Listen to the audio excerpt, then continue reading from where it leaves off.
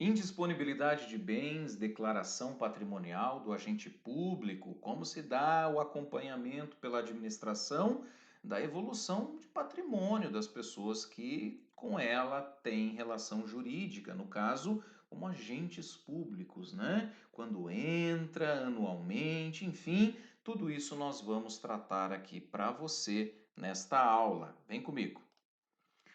A posse e o exercício, olha só, posse e exercício de qualquer agente público ficam condicionados à apresentação da declaração do imposto de renda. Tá bem? Essa é a declaração que é apresentada à Secretaria Especial da Receita anualmente, a fim de ficar arquivada no serviço pessoal, no RH. Professor, tudo bem, mas vamos lá. E se a pessoa não declara imposto de renda? Aconteceu comigo, quando eu entrei no serviço público, eu não tinha um pardal para dar água. Hoje eu também não tenho, mas na época não declarava imposto de renda, não é verdade?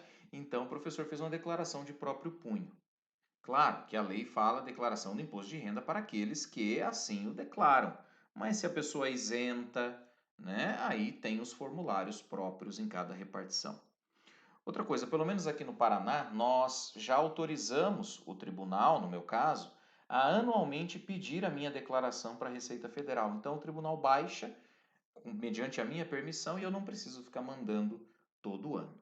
Tá bem? A declaração, como eu disse, ela é atualizada anualmente e quando o agente público deixa o mandato, cargo, emprego ou função.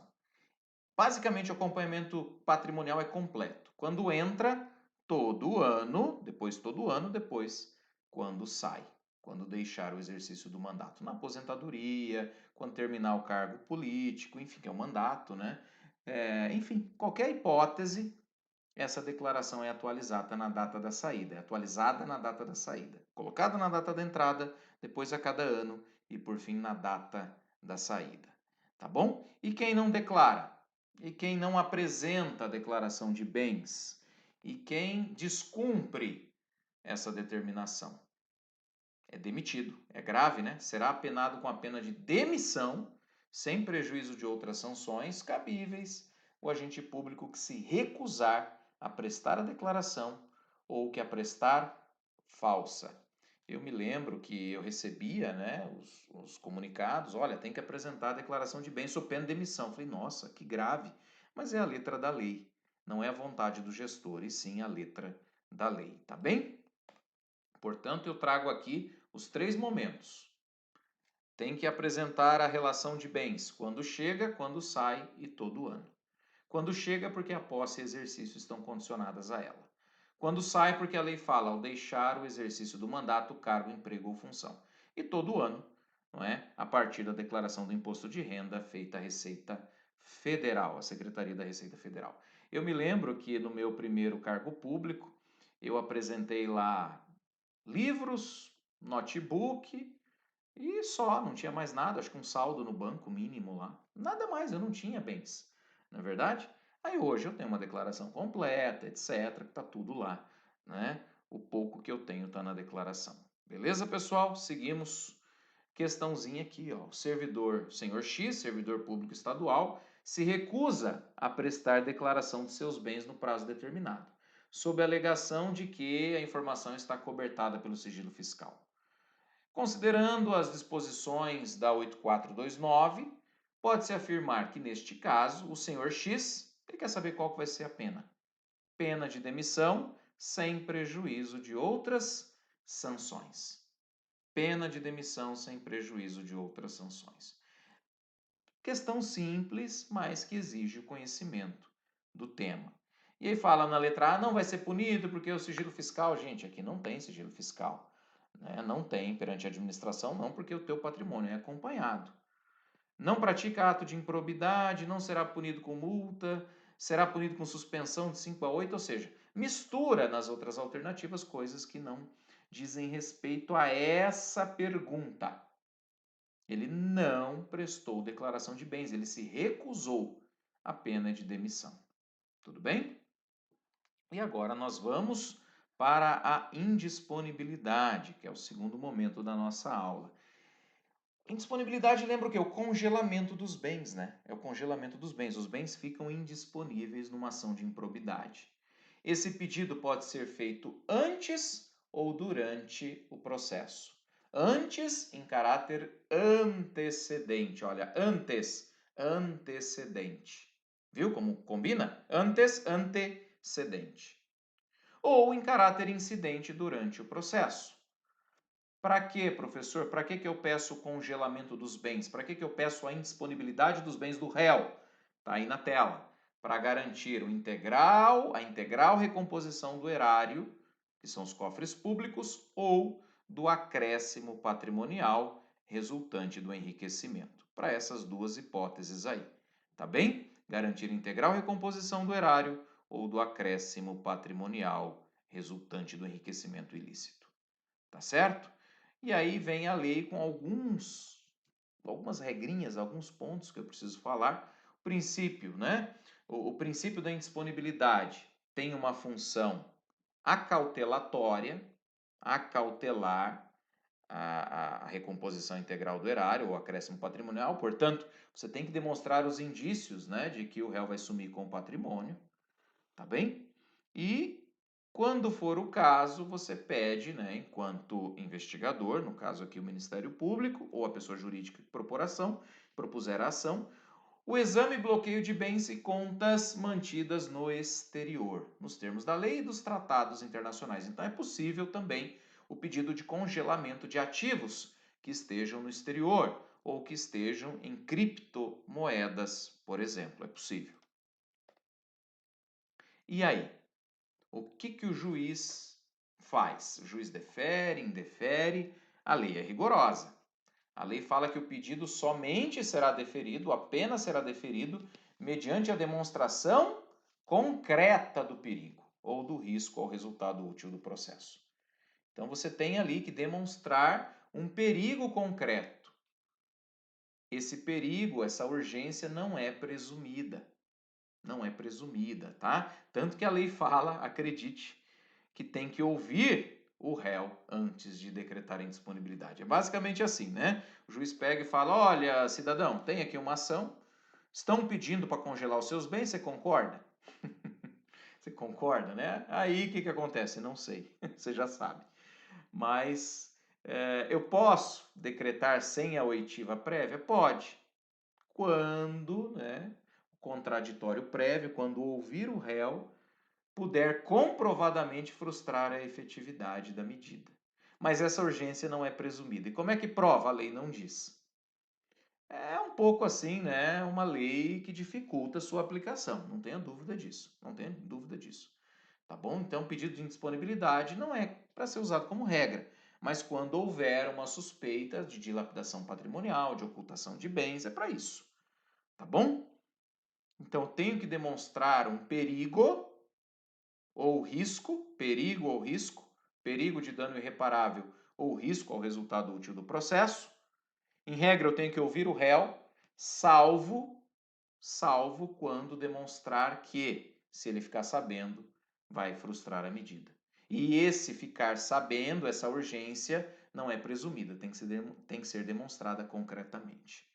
Tá bom? Mais um detalhe: se tiver mais de um réu, a soma dos valores congelados, a soma dos valores indisponíveis, não pode superar o montante indicado na ação.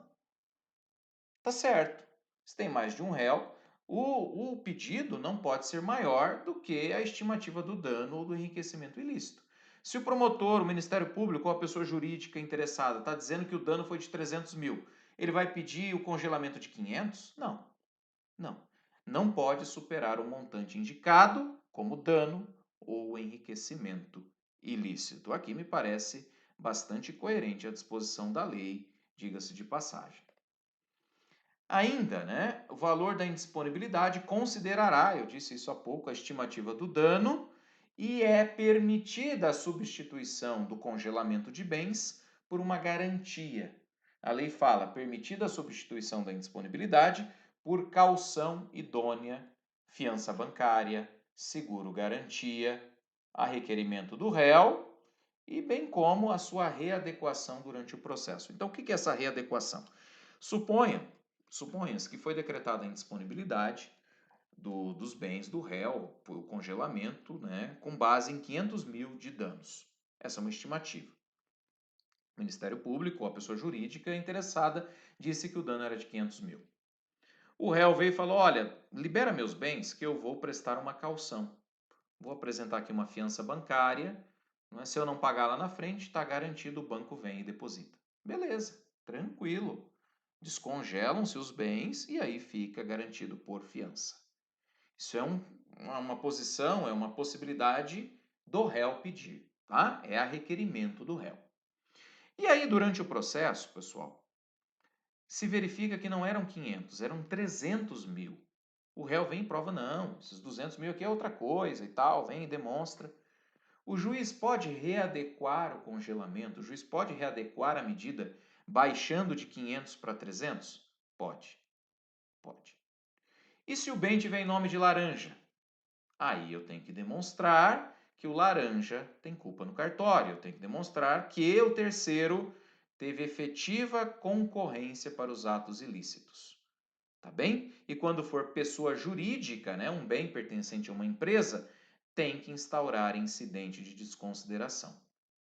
O que é isso? É para levantar o véu da pessoa jurídica, tá bem? E pegar bens da pessoa jurídica com relação a dívidas de que ela se figure, que ela a figure como terceira, que ela não tem nada a ver diretamente, mas só indiretamente. Então tem que entrar com a desconsideração, porque daí vai chegar nos sócios.